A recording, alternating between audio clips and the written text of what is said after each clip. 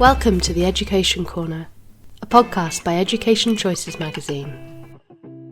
Education Corner podcast are thrilled to welcome Mrs. Sophie Edwards, the Head of Languages at St Catherine's Prep School in Bramley, Surrey, to talk about their language provision and learning at the school. It's a pleasure to meet you, Sophie. Our first question is, at what ages are languages introduced, and which languages do girls at St Catherine's Prep get exposure to? Lovely to meet you today and be here on the podcast. We introduce formal teaching in a modern foreign language, which is French, in our prep school from age 7. So that's language lessons every week, right through to age 11. But before that, also in the pre-prep department, from ages 4 to 7, we have various opportunities when the girls will learn language, either through a lunchtime club or a club timetable during the day, through experiential play, or through special themed events or linked to festivals. And we understand that language skills are particularly developed in the pre-prep. Is there anything more you want to tell me about that? We're very conscious that actually language learning and the function of the child's brain right from the year dot when they're absorbing language in their home environment as an infant, we want those pathways, if you like, to stay open all the way through. So it's very important that we keep that love of language and language learning going before the more formal scheduled lessons at age 7. So, for instance, we have the clubs. We also have a play scheme with our travelling suitcases, which are suitcases that the class teachers can bring into their classes for play. They've got language materials in them, and it can be self-guided play or guided play by the teacher or teaching assistant with learning numbers, colours, and that can be in French or in Spanish, really for just to inspire that love of learning and to keep that awareness of language alive in the children right from an early age. We also have various learning topics such as China and Chinese New Year in year 1 and reception. We have a French themed picnic day, and then also even when the girls study Katie Morag, they have a Scottish day and they look at the Gaelic language that day. So all of these mini experiences are about valuing language and ensuring that the girls have this open-minded attitude to accepting language, absorbing language, and seeing difference between languages. So really what we want girls to take away is that, and today I have to say it's European Day of Languages, so we always get off to an early start at the beginning of every academic year in September by celebrating languages and the diversity within the school. And really we're encouraging the girls to see not that they only know one language, but that we live in the new buzzword for us, plurilingual school, with all these languages bubbling under the surface from people's heritage and from people's background. Obviously, we have many girls who come from bilingual households, and that we value these languages and that language learning is a vital part of keeping the brain open and, if you like, plastic to all these new learning opportunities. Then going on, because obviously it's very exciting with their suitcases and plurilingual approach, how do you develop this further in the prep, kind of from the ages 8 to 11? Well, again, we have timetabled language lessons each week. We also continue having language clubs of various natures, depending on different teachers, what they wish to offer. Sometimes we have Spanish, sometimes we have German. But within the curriculum, we're then very much planning in terms of building up the awareness of grammar within the French language predominantly, and using song, role play to build on that language understanding and skills. And then going on, we understand that there's a particular emphasis on the importance of learning. You've mentioned role play when learning a language. Can you tell us more about this? I understand you've got a French cafe, you have Modern Languages Week, you do French picnics, and then you also, because obviously the senior school's just over the road, have access to some of the facilities at the senior school, lunchtime clubs and many other things? Well, there are many different activities that happen all year round. We do a French cafe for years 3 and 4, when one year group act as waitresses or servers and the other year group act as clients. So they learn dialogues and practice dialogues. And really the whole value of role play is that we prepare the girls with the language they need, so they're learning full sentence structure, but then they're practicing expressing themselves, for which they have to use their memories. You know, everybody's a different type of learner, and for some people, going off-piste, if you like, without the support of a written text or a visual text to look at, remembering their language and using it in a real-life situation, it really catapults their learning forward, and more than anything, their confidence. So through play, it makes it exciting and it builds their confidence, which then translates back to their learning in subsequent years. This we also see happening on our French residential trip in Normandy. The girls get total immersion, if you like, for the period of a whole week, and then they come back much more confident, and they really have learned to listen to a language for extended periods of time and realize that they might not recognize every sound, but they're building up sound recognition and understanding orally, as it were. Also, as I say, we have European Day of Languages right in September at the beginning of the academic year. So we run many different activities that week. So we've had drop-in lunchtime club today, when we've had senior school girls come to us, sixth formers. And of course, the younger children love that. They love looking up to older role models. So today, for instance, we have Welsh language, we had Croatian, and we had Spanish drop-in lunch club. So that again creates a lot of excitement. And then also we do some role plays with the senior school. So using their facilities, and we might do a French cafe for the older children, or we have the older girls as language mentors running conversation classes as well. I imagine that they absolutely love it when the older girls come over, don't they? Absolutely, yes. They've got eyes on stalks. They're quite awestruck sometimes. But what it does is it gives them that idea of what they might become in the future, and that sense of wanting to speak another language and looking up to somebody as a role model. Going further then into the curriculum itself, how do you feel that languages are incorporated in the curriculum at St Catherine's?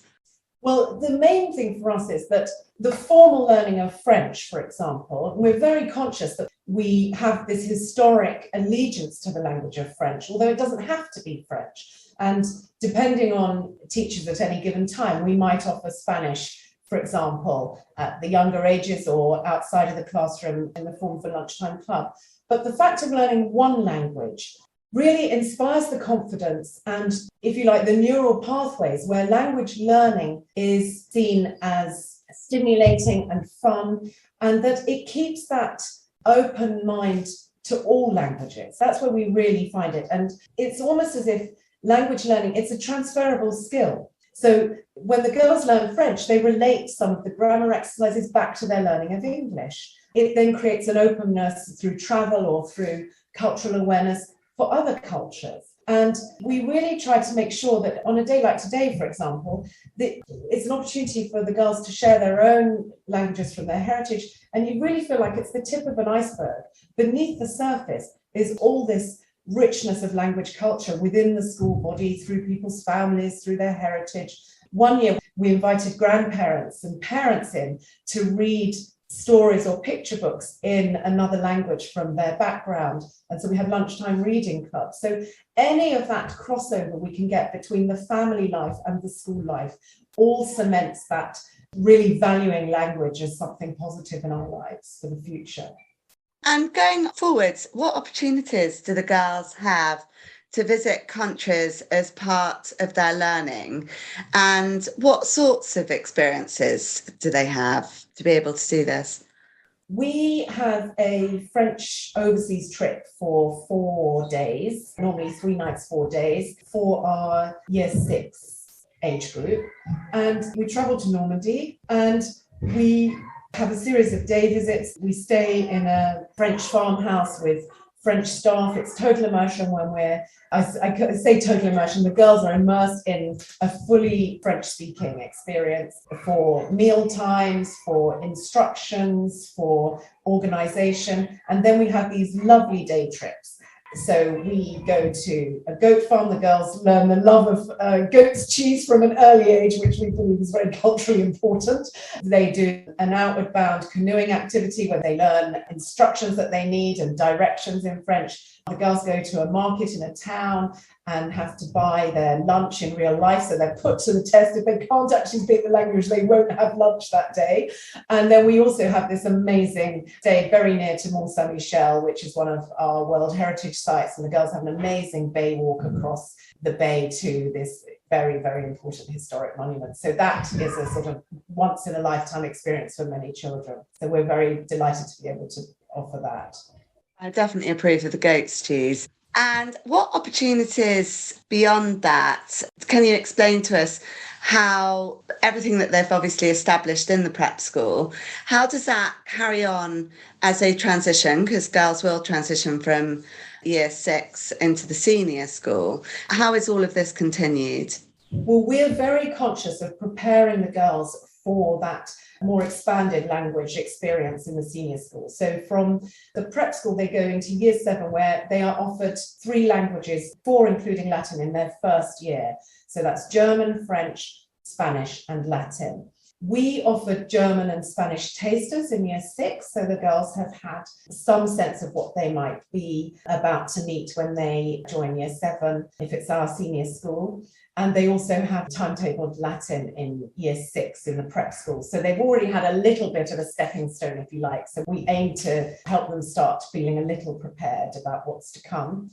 And then thereafter in the senior school, they do all the languages in year 7, and then they start to select their languages of preference and take that right through to GCSE and A levels beyond. Obviously, we are very, very keen that, and we value very much that girls take a language at GCSE and again at A level if it's one of their passions and they really want to take it further forward. The girls get overseas trips to support their language learning in the senior school to France, Germany and Spain. Also, they can take up Greek as well. And there's also a Mandarin club in the senior school, which is enormously popular. And again, the girls can take public exams in Mandarin by individual arrangement if they wish to. I understand that there's also quite international intake for boarders at the senior school. You've explained that a lot of the girls do come over to the junior school, but how do you feel as a whole school, the different cultures and traditions and backgrounds of the children are kind of celebrated? Well, again, we try to achieve that integrated feel where the girls' home cultures and heritage become part of their life with us. There's all sorts of opportunities that take place. One, for instance, is in the dining hall through food, as we've mentioned already. That's normally a passport into appreciating other cultures. So our catering staff are amazing at creating international menus, but also from the cultural side, taking opportunities to really celebrate everyone's culture as equally as possible. So really diversifying in terms of, although we're a Christian school, also recognizing the key festivals around the world. And that also gives our international boarders as well as day girls the opportunity to explain and showcase special festivals or events from their own culture. And that's always well received and creates a buzz. Today we did that a little bit as well, and some of the girls were talking about their culture as well as their language today. And it just helps everyone recognise each other's background. Obviously, as a head of languages yourself, what do you believe is the benefit of being able to communicate effectively in more than one language? Why is this such a gift? Well, it's literally the gift of making connections, isn't it? It is about meeting different people, understanding different cultures, and valuing that diversity. And I feel if you have a buzzy school where language is celebrated and role play and oral activities, even within our own home language of English, if you create that confidence within our student body, then they're using that within their foreign language learning, and it's enriching them as people in terms of preparing them for the outside world. We all know we're going to move to workplaces that will be multicultural and diverse, and it's really communicating that sense of enjoyment and the confidence that goes with it to make connections and meet new people. That's fantastic. And what languages are offered at GCSE and A-level going forwards? So, as I mentioned, it is the modern foreign languages, if you like, of French, Spanish, German, Latin and Greek also, and Mandarin by arrangement. Fantastic. And I'm sure they're much enjoyed. Thank you so much for giving up your time to speak to us. And I look forward to hearing more about how the children are getting on with all their different food festivals and eating of goat stews. Many thanks, Sophie. Thank you.